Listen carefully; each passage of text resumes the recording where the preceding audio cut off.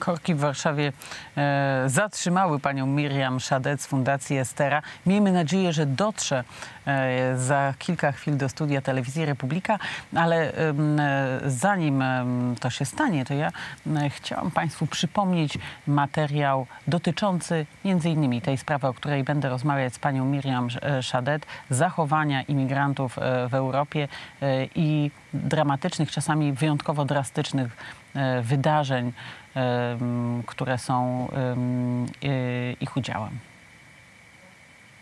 Kryzys migracyjny przybiera coraz bardziej brutalne i dramatyczne formy. W Norwegii w ośrodku dla uchodźców zgwałcony został 3-letni chłopiec. Do napaści doszło 6 stycznia. Sprawców mogło być kilku. Zgwałcone dziecko trafiło do szpitala. Sprawę bada norweska policja. Nie mamy jeszcze żadnych podejrzanych. Badamy sprawę tak, jakby doszło do najgorszego. Mówimy tu o gwałcie na dziecku. W ośrodku przebywa prawie 800 azylantów. Lars Peter Einarsson, rzecznik ośrodka, twierdzi, że pracujący na miejscu sanitariusze i strażnicy nie widzieli niczego niepokojącego.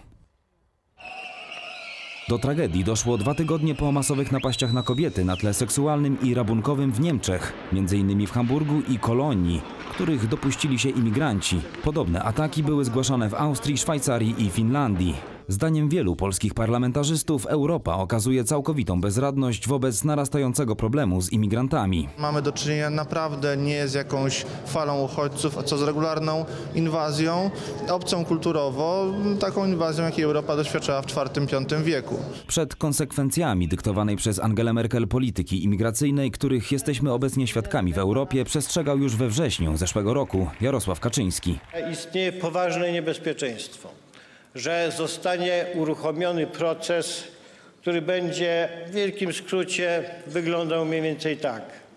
Najpierw liczba cudzoziemców gwałtownie się zwiększa, później nie przestrzegają oni, nie chcą przestrzegać, deklarują, że nie będą przestrzegać naszego prawa, naszych obyczajów, a później albo i równolegle narzucają swoją wrażliwość i swoje wymogi w przestrzeni publicznej w różnych dziedzinach życia i to w sposób bardzo agresywny i gwałtowny. Ówczesna premier Ewa Kopacz, której rząd zgodził się na przyjęcie około 7 000 imigrantów, zarzucała wtedy PiS brak europejskiej solidarności. Pytam wszystkich tych, którzy są wybrańcami Polaków tu w tym Sejmie, czy dzisiaj stać nas na gest solidarności? Czy dzisiaj stać nas na gest solidarności w stosunku do tych, którzy rzeczywiście uciekają ze swojego kraju tylko dlatego, że boją się utracić zdrowie lub życie? Dziś była premier. Zmienia zdanie. Dla tych wydarzeń by zmieniła swoją decyzję? Na pewno bym zaostrzyła procedury weryfikacji i przede wszystkim, tak jak to prezentowałam wcześniej, powiedziałabym, kogo chcę przyjmować, bo do tego mamy prawo, czyli wyboru tych, których będziemy przyjmować. Pozostaje pytanie o bezpieczeństwo Polski. Rząd PiS nie widzi możliwości wycofania się z decyzji swoich poprzedników.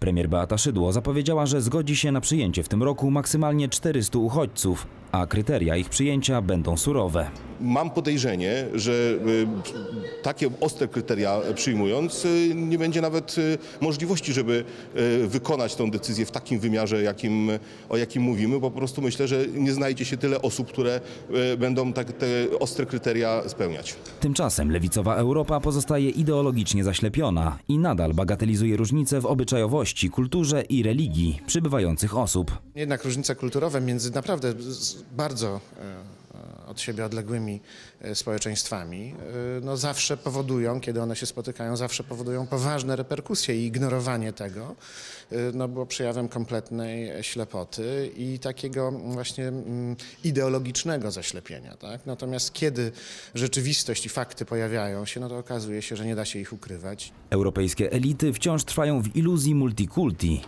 Władze Norwegii zapowiedziały, że ubiegający się o azyl cudzoziemcy spoza Europy będą wysyłani na zajęcia z edukacji zachodnich norm seksualnych, a w Amsterdamie odbędzie się manifestacja solidarności z ofiarami napadów w Kolonii, na której wystąpią mężczyźni w sukienkach. Piotr Pawelec, Telewizja Republika. Szadet z Fundacji Estera jest już państwa i moim gościem. Witam bardzo serdecznie. Wczoraj konferencja Kobiety przeciwko szariatowi. Pani czuje taką potrzebę organizowania właśnie takich akcji również w Polsce? Tak, ponieważ Polska jest w Europie, mamy otwarte granice, a teraz są podejmowane decyzje, żeby przyjmować właśnie jakąś określoną liczbę imigrantów. I zależy mi na tym, żeby to nie byli muzułmańscy i islamscy imigranci, ponieważ stanowią zagrożenie, a tym bardziej, że stanowią już zagrożenie dla bezpieczeństwa Europejek, więc to jest bardzo poważny problem. Nie mamy aż takiego problemu jak inne kraje w Unii Europejskiej i uważam, że Polska tak naprawdę może być precedensem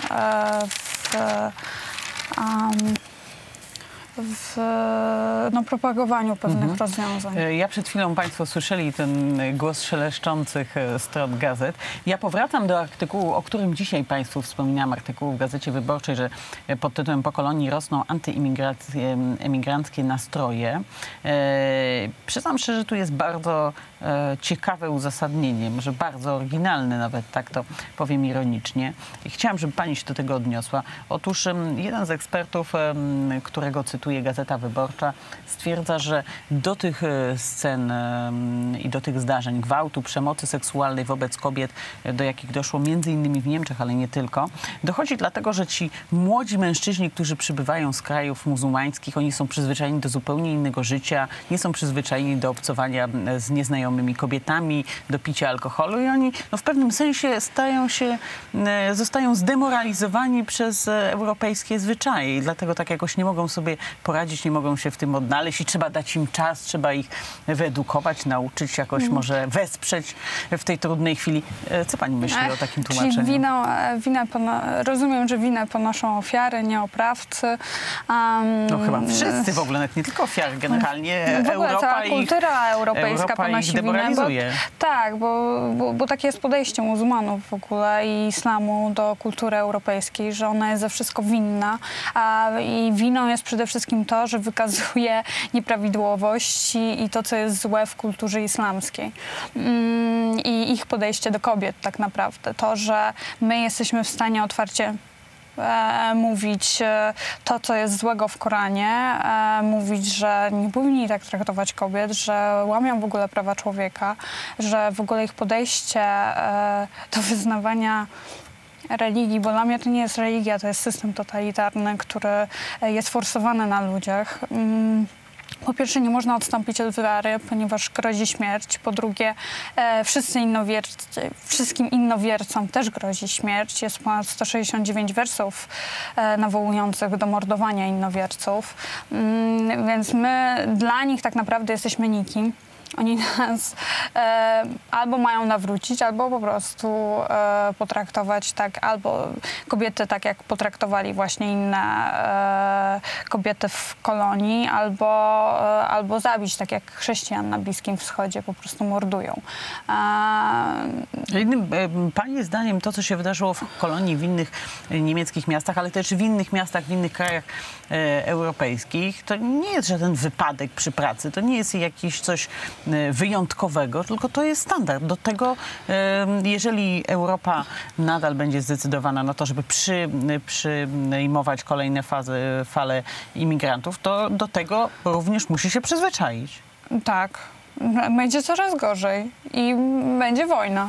Znaczy oni prowadzą, ona już się dzieje, oni teraz po prostu zasiedlają jeszcze w miarę spokojnie Europę, ale później zaczną ją przejmować, jak będą na tyle silni.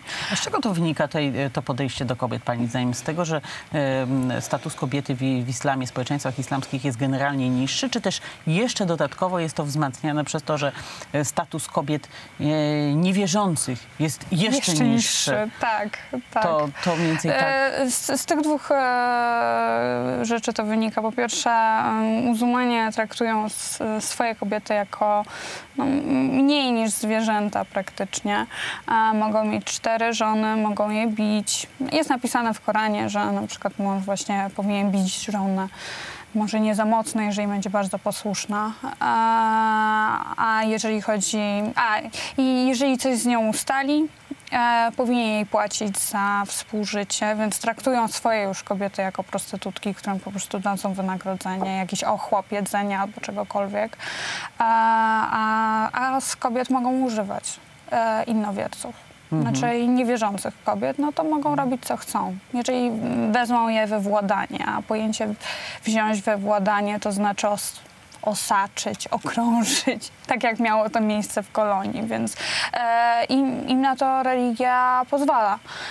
Ich religia jest tu usprawiedliwione i tak samo mordy są usprawiedliwione na osobach niewierzących, więc podejście w ogóle do praw człowieka, do jednostki jako osoby indywidualnej, nie ma czegoś takiego tam, w ich kulturze. W ogóle nie szanują tych praw, które tutaj mamy. No Pani i nie wierzy w to, przede wszystkim... że ci ludzie, nie wiem, może jakoś zaakceptują zasady funkcjonowania społeczeństw europejskich, że... Oni nie powinni akceptować ich jakichś... tutaj na miejscu, tylko tam przede wszystkim. A muzułmanie są bezpieczni w swoich rejonach. Jeżeli chcą wyznawać swoją kulturę, swoją religię, no to mogą pozostać tam. Nie muszą przyjeżdżać do Europy. Mogą się relokować najwyżej w ramach po prostu swojej kultury muzułmańskiej. Chrześcijanie nie mają takiej możliwości.